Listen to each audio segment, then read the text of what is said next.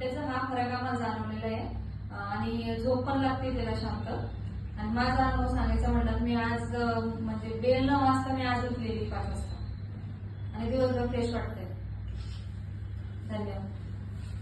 Okay, समोर शास्त्र एक आरोग्य संजीवनी, रोगी बनकर आते हैं और योगी बनकर जाते हैं एवढ्या करता सांगत असतो.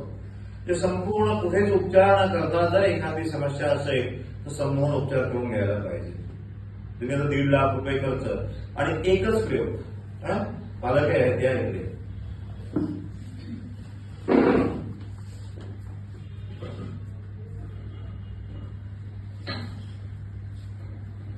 नमस्कार.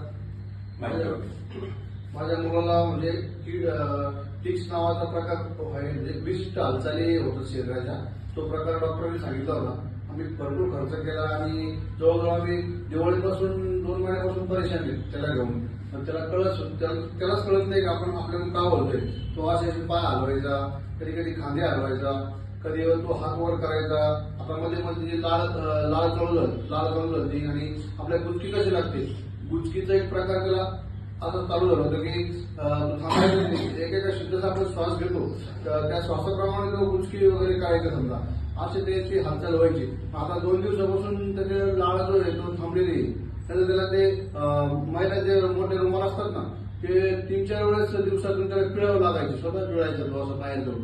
इतकी लाळ म्हणजे बघा, लाळ म्हणजे आपली किती पचनशक्ती त्याच्यामुळे वाढती. तो सगळं बाहेर फेकून द्यायचा त्या रुमालाद्वारे. त्याचे ते 2 दिवसापर्यंत म्हणजे त्याला 90% फरक आहे.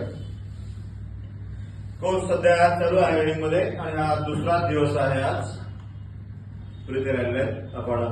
ओके, तुमचा